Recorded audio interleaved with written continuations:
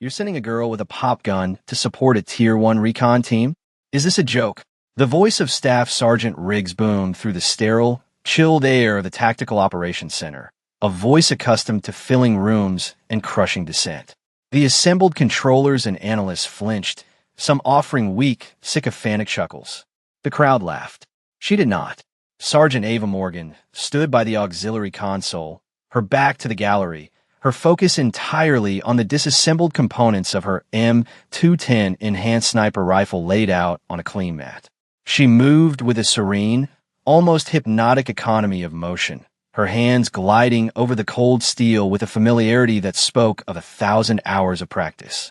But when the general in the back of the room, the quiet, formidable Colonel Westbrook, saw her stance, the way her shoulders were perfectly relaxed, her center of gravity low and stable even while standing still, he saw not a girl, but a weapon system in its purest form. If you believe that true strength doesn't need to announce itself, type competence below. The TOC was a cavern of muted blues and anxious whispers, a technological cathedral dedicated to the modern art of war. On the primary screen, a god's eye view of the sprawling Nevada desert. 4 green icons representing Viper Recon were pinned down in a simulated shanty town, blinking urgently. Red icons, an overwhelming number of them, swarmed their position. The certification exercise had gone disastrously wrong. An unexpected algorithm had spawned a complex, coordinated enemy force far beyond the parameters of the test. Viper Recon, the best of the best, was being systematically dismantled. The comms were a frantic symphony of desperation. We're boxed in at Grid Sierra 9, taking heavy fire from the mosque's minaret. We can't get a bead on the triggerman. Riggs, a man whose entire personality was built on the fading glory of his own field days, paced behind the main console like a caged bear. He saw the blinking red lights not as a challenge to be solved, but as a personal insult. He saw Sergeant Morgan, who had been assigned as the overwatch element for the exercise, as a symbol of the very bureaucracy he despised. A check-the-box assignment, a token presence. She was slight of build, her uniform hiding any hint of athletic prowess, and her face, when she occasionally turned it, was a placid, unreadable mask. She hadn't spoken a single word since entering the TOC an hour ago, a silence that Riggs interpreted as weakness, as timid incompetence. He saw a child playing with a tool she couldn't possibly understand, a liability in a room full of professionals. He was a man who dealt in loud certainties, and her quiet confidence was an unnerving, infuriating mystery. He mistook her calm for fear, her silence for ignorance, and her professionalism for a hollow imitation of the real thing. It was an assumption he would come to regret for the rest of his career, a miscalculation of such epic proportions that it would become a cautionary tale whispered to new recruits for decades to come. Riggs continued his tirade, his voice dripping with condescension as he gestured dismissively towards Morgan. Look at her. She probably weighs 100 pounds, soaking wet. What is she going to do? Annoy them into submission? This is Viper Recon we're talking about, Colonel. The tip of the spear. They don't need a babysitter. They need an airstrike. They need a 500-pound GBU. 38 dropped on that minaret. Not a prayer whispered down the barrel of a rifle by someone who looks like she should be at her high school prom. The complicit silence that followed was heavy, thick with the unspoken agreement of those too timid to challenge a superior's arrogance. The other operators kept their eyes glued to their screens, their posture stiff, creating a perimeter of silent consent around Riggs's toxic certainty. They isolated her not with walls, but with their collective refusal to meet her gaze. Yet, Morgan remained a statue of serene focus. Her world had shrunk to the polished bolt, the gleaming barrel, the precise click of the magazine seeding into the rifle's frame. His words were just ambient noise, the meaningless hum of a machine in the background, no more distracting than the whisper of the air conditioning. She was an island of calm in a sea of rising panic. Her gear, laid out with surgical precision, told a story Riggs was too blind to read. The rifle stock was worn smooth in the places where her cheek and hand had rested for countless hours, a patina of dedication. The scope's housing bore tiny, almost invisible nicks, not from neglect, but from hard use in harder places. It was the equipment of a master craftsman, not a novice. Every piece was immaculately clean, cared for with a reverence that bordered on the spiritual. This was not a tool. It was a part of her. On the main screen, the situation for Viper Recon deteriorated. A red icon representing a simulated anti-armor team appeared on their flank. The team leader's voice crackled over the speakers, strained and thin. TOC, Viper 1, we're being painted. I say again, we're being painted by a heavy weapon. We can't break contact. If we don't get support now, we are mission killed. Riggs slammed his hand on the console. Give me a jet. I don't care about the exercise parameters. This is a failure of planning. A junior officer, sweating under the pressure, replied meekly, Sir, Colonel Westbrook's orders. This is a dead stick scenario. No air support available. Overwatch is the only asset. Riggs's face went purple with rage. He spun on his heel and pointed a trembling finger at Morgan. Then you, Sergeant. You're the only asset. So get to it. Prove me wrong. Show us all what a real operator looks like. It was a challenge dripping with sarcasm. A public gauntlet thrown down with the absolute certainty that she would fail, cementing his own authority and validating his prejudice.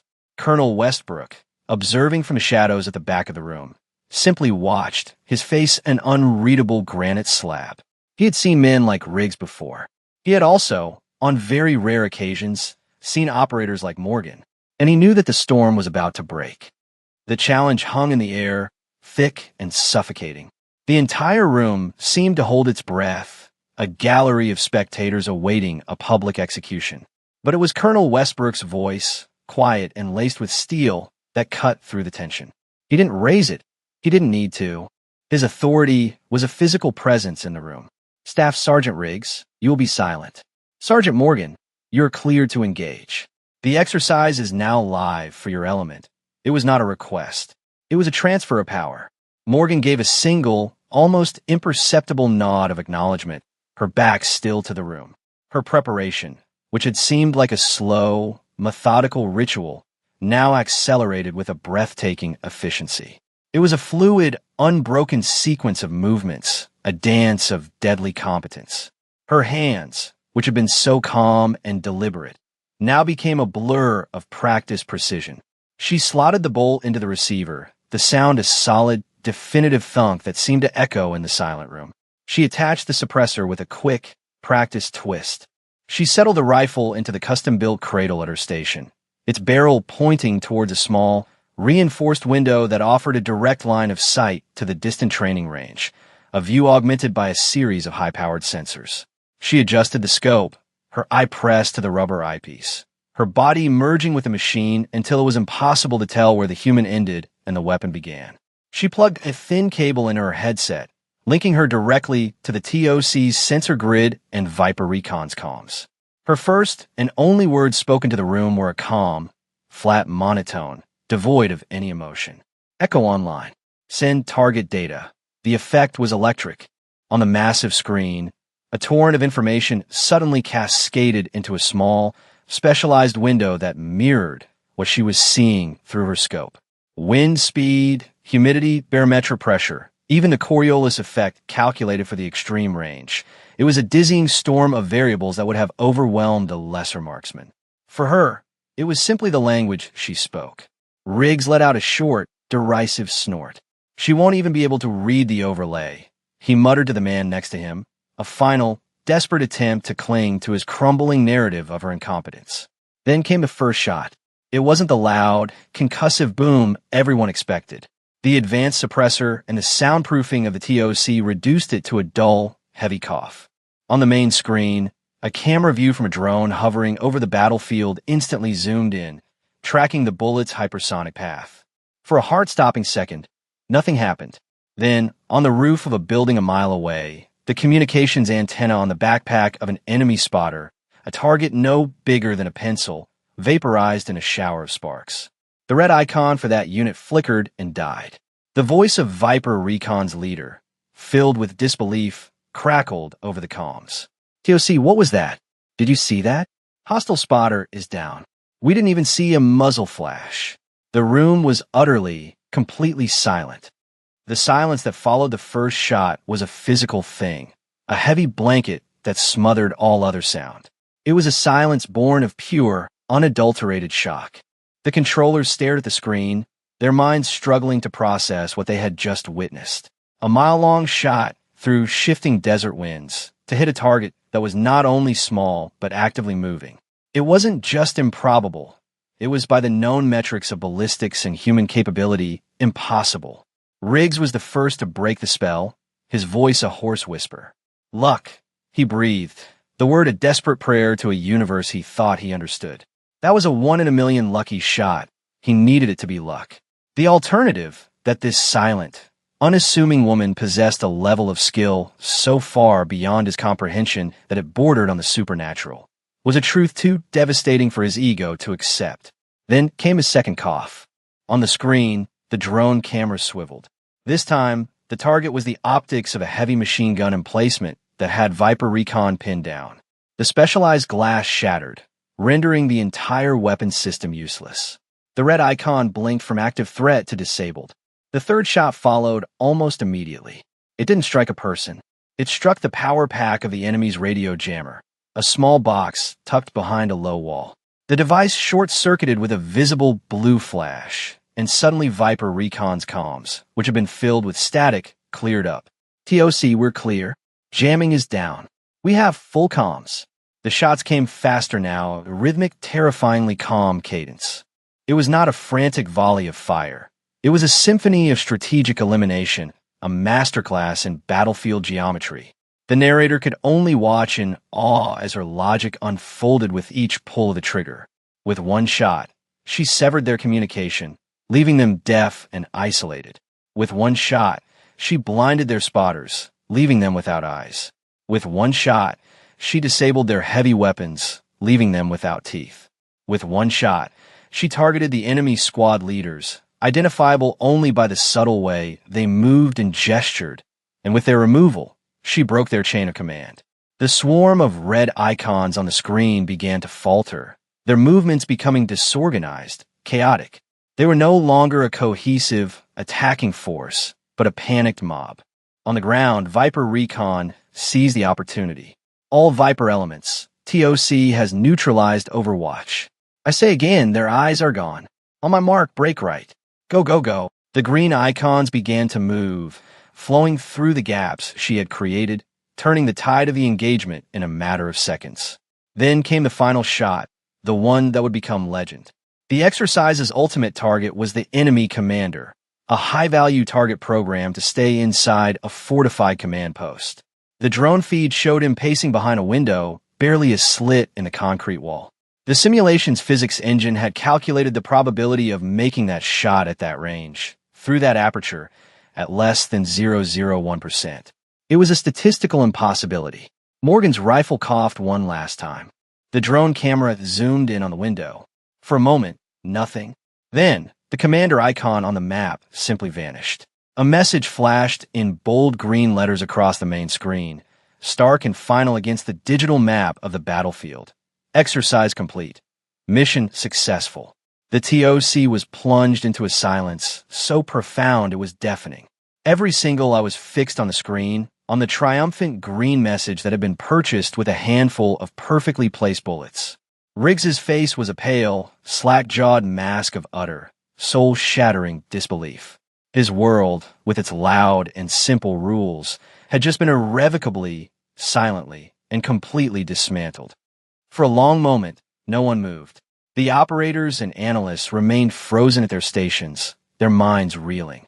They had not just witnessed a successful exercise, they had witnessed a paradigm shift, a recalibration of the very definition of expertise. Then, from the back of the room, came the soft, deliberate sound of footsteps. Colonel Westbrook began to walk forward, his polished boots making no sound on the tiled floor. He moved with an unhurried grace that commanded the attention of the entire room. Every head turned to follow him. He did not look at Sergeant Morgan, who was already beginning the methodical process of clearing her weapon, her breathing slow and even, as if she had just finished a simple meditation. Instead, his gaze, hard as diamonds, was fixed squarely on Staff Sergeant Riggs. Westbrook stopped beside the main command console, his presence radiating an aura of absolute authority. His voice, when he finally spoke, was calm, almost conversational, but it carried the weight of 1,000 command decisions. "Operator," he said to the young airman at the main terminal, "bring up the service record for Sergeant Ava Morgan. Security override Westbrook Alpha 79er.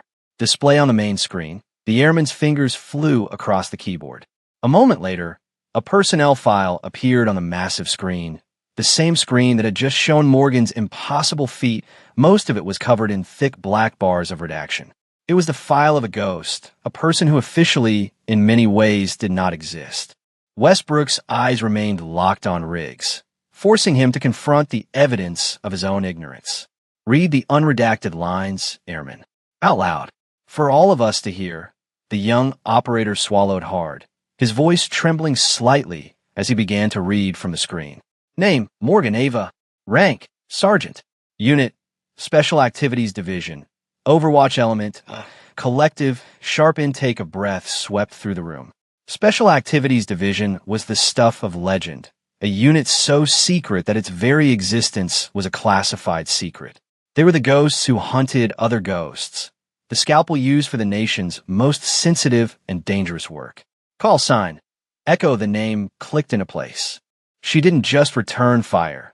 She created echoes of chaos, a single action that reverberated and cascaded through an enemy formation, shattering it from the inside out. Weapons qualification, master designation, M210 Enhanced Sniper Rifle, experimental ballistics. The operator paused, his eyes wide. Combat deployments, 7. All locations, redacted, mission classifications. He continued, his voice barely a whisper now. Redacted, redacted, redacted. Special skills, asymmetric threat neutralization, psychological operations through precision fire, advanced infiltration.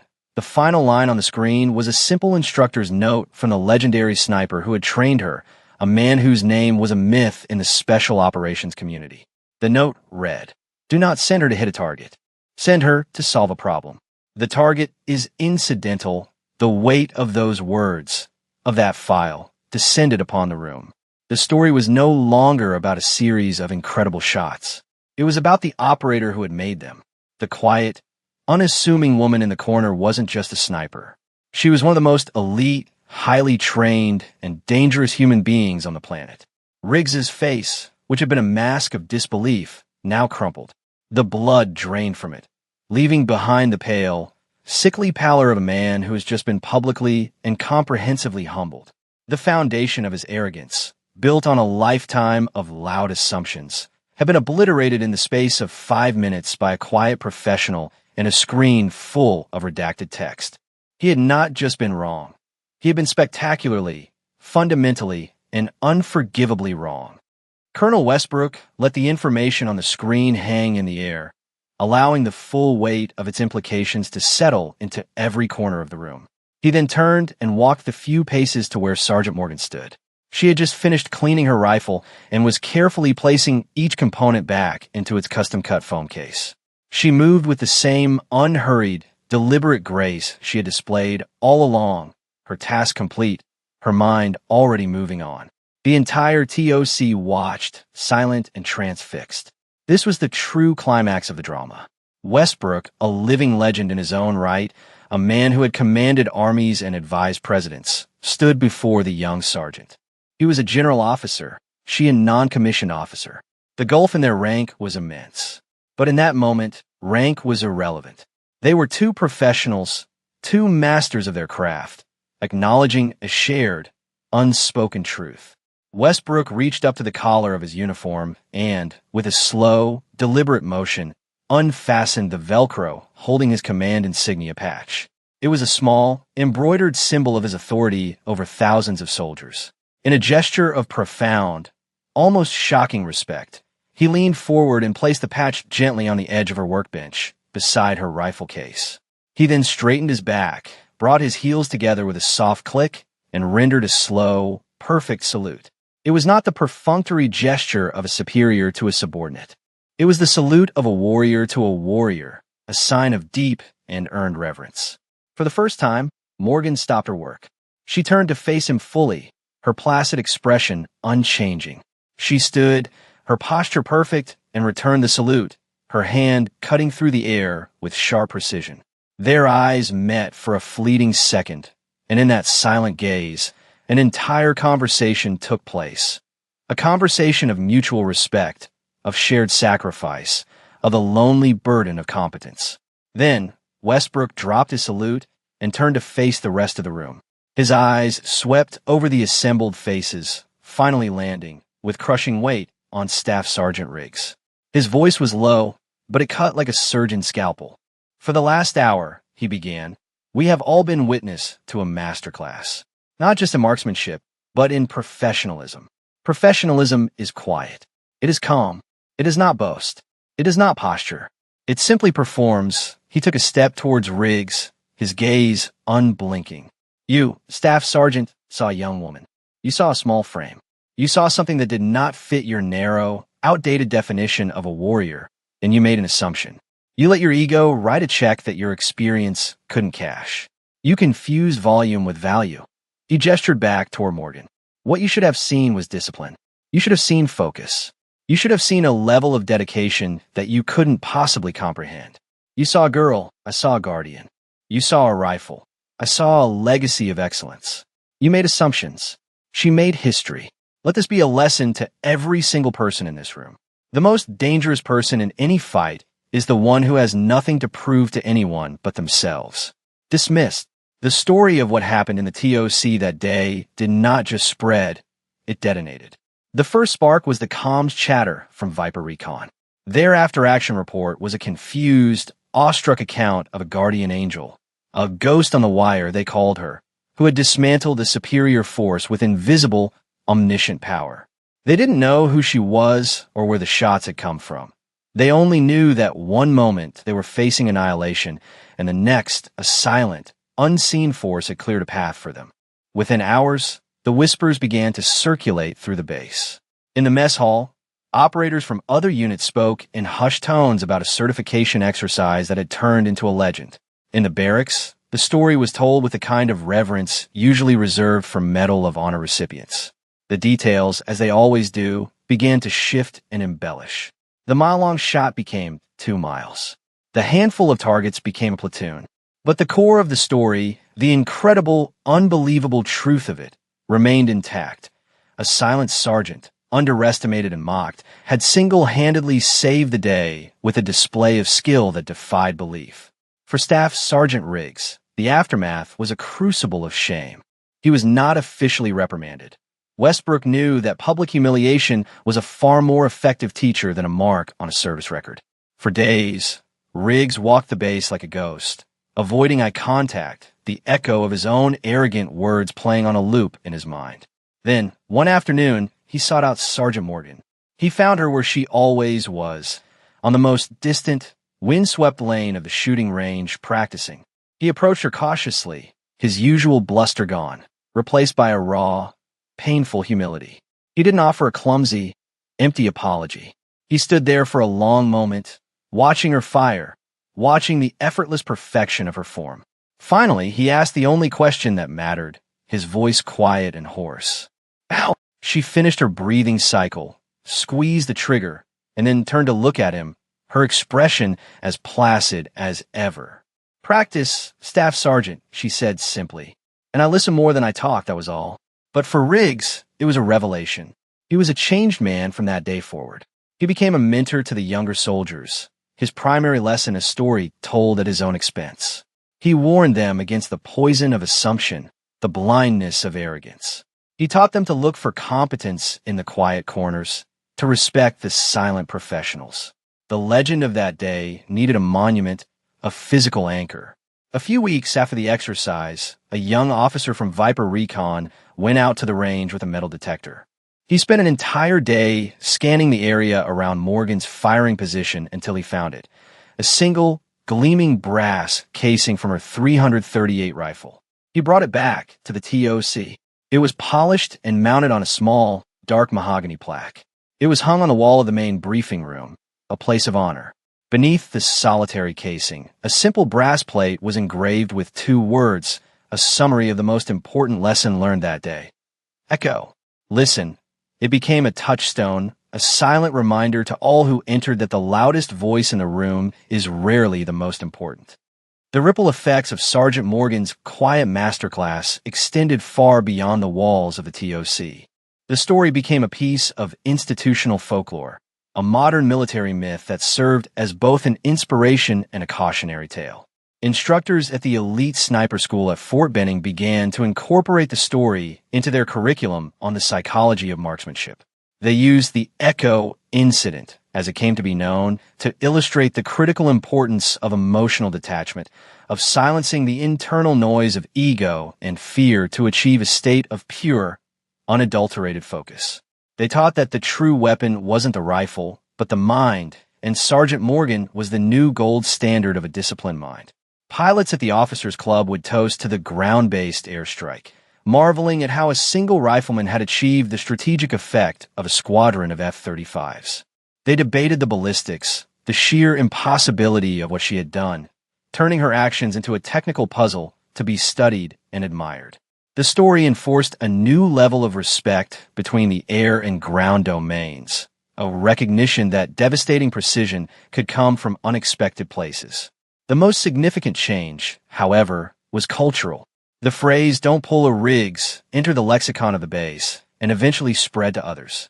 It became a quick, effective shorthand for shutting down arrogance and prejudice. A cocky new lieutenant, talking down to a seasoned master sergeant, will be quietly admonished by a peer. "Hey, sir, don't pull a Riggs." You don't know who you're talking to. A group of soldiers making jokes about a female colleague's ability would be silenced by a senior NCO who would simply point to a copy of the Echo. Listen, picture that had been unofficially circulated and pinned to countless bulletin boards.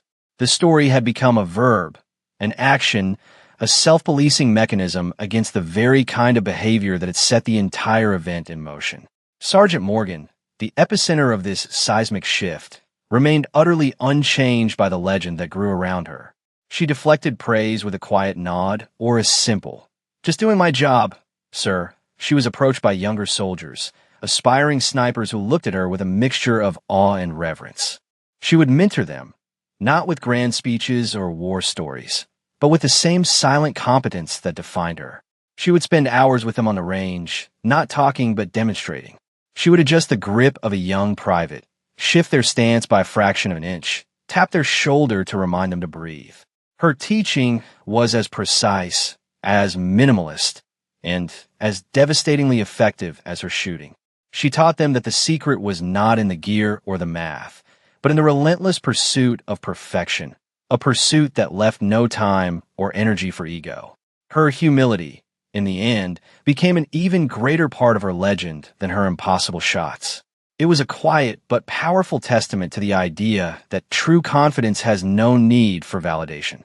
A year passed. A new group of elite recon candidates, nervous and brimming with anxious energy, filed into the same tactical operations center for their final certification exercise. They gathered in the briefing room, their eyes scanning the complex maps and data streams on the walls. At the head of the room, standing before the main screen, was the exercise director. He was a man transformed. Staff Sergeant Riggs stood with a quiet confidence that was worlds away from the loud, brittle arrogance he had once projected. There were new lines of humility etched around his eyes, and he carried himself with the steady calm of a man who had faced his own failings and emerged stronger. He began the briefing, his voice even and authoritative. He covered the mission parameters, the rules of engagement, the threat assessments. Then he paused. "Before we begin," he said, his gaze sweeping over the faces of the young soldiers, "I need to tell you a story about this room, about this very exercise." He turned and pointed to the small mahogany plaque on the wall, the one with the single, gleaming brass casing. "A year ago, on this day, a recon team, every bit as good as you are, was torn to pieces in this simulation. They were the best, and they were failing. And the man in charge of supporting them, that man was me. And I was failing them, too." He held their gaze, his honesty disarming. "I failed them because I was arrogant. I was blind. I had an asset available that could have saved them from the very beginning, but I dismissed it. I judged a book by its cover. I almost cost them the mission." He walked over to the plaque and gently touched the wood. That casing belonged to the operator I misjudged. Her call sign was Echo. In the space of 5 minutes, she did the impossible. She didn't just save the team. She taught me the most important lesson of my career. That competence is quiet. That the most lethal people in the world are the ones who have nothing to prove. Your greatest asset on any team isn't the person with the loudest voice or the most decorations. It's the one who is calmest under fire. The one who listens more than they speak. The room was silent. The candidates hanging on his every word. Riggs had turned his moment of greatest shame into his most powerful teaching tool. He had ensured that the lesson of that day would not be forgotten. It was now part of the institutional DNA of the command. Assumptions were now a cardinal sin. Quiet competence was now the most revered trait. The culture had fundamentally shifted, becoming healthier, stronger, and more lethal. The narrator watched this scene unfold, a quiet observer to a legacy in motion. True legacy, he realized, isn't a statue in a park or a name on a building. It's not what you leave behind. It's what continues forward because you were there. Sergeant Morgan's legacy wasn't the 7 impossible shots she made. It was the culture of respect she had forged in the crucible of her own quiet excellence. It was the countless future failures that would be averted because a new generation of leaders had been taught to listen for the echo of true professionalism. In the final week of his 30-year career, Colonel Westbrook held a small, private ceremony in his office. There were no crowds, no fanfare, no media. There was only him, his aide, and Sergeant Ava Morgan. The sunlight streamed through the window, illuminating the dust motes dancing in the air, a quiet ballet in the solemn space. On his desk lay a small, velvet-lined box. Inside was the Distinguished Service Cross, one of the nation's highest awards for valor. He picked it up, the weight of it heavy with history and sacrifice. He turned to Morgan, who stood at a perfect parade rest, her expression as serene and unreadable as ever. The official citation will talk about your actions during the Viper Recon certification, Westbrook said, his voice raspy with emotion. It will mention the unprecedented display of skill, the strategic impact of your engagement. But you and I know that's not the real reason for this. He stepped closer. A month after that exercise, a special operations team was compromised deep in hostile territory. They were surrounded, their communications were jammed, and a high-value hostage was about to be executed. The situation was identical to the simulation, down to the last detail. Because of what we saw you do here, because we learned what was possible, we changed our entire rescue protocol. We deployed an Overwatch element in a way no one had ever considered before. We used your playbook, Sergeant. He carefully pinned the medal to her uniform, his old hand surprisingly steady. The team and the hostage came home. All of them. The report is classified. Your name will never be in it. But the men who are alive today, the families that were not broken, they are your real commendation.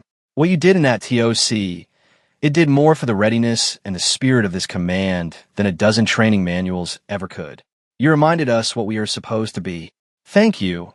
Ava, for the first time, a flicker of emotion crossed her face, a subtle softening of her eyes. She gave a small, almost imperceptible nod. Thank you, sir, she whispered. The narrator reflected on the quiet professionals of the world, the silent guardians like Sergeant Morgan. They're the unseen foundation, the steel rebar hidden within the concrete of society. They do not seek the spotlight, for they know that the most important work is often done in the shadows. They don't crave applause or recognition, finding fulfillment in the perfect execution of their craft, in the quiet satisfaction of a problem solved, a life saved. They understand that true worth is not measured by the volume of one's voice, but by the weight of one's actions. In a world full of noise, they are the profound, deafening silence of competence. They are the ones who prove, time and time again, that respect is not a right to be demanded, but a reward to be earned in the crucible of action, not in the court of public opinion. Their legacy is not written in headlines, but in the continued existence of the peace and safety they fight to protect. For more stories where quiet competence triumphs over loud arrogance, and where silent discipline defines their worth, subscribe to Unknown Heroine Tales.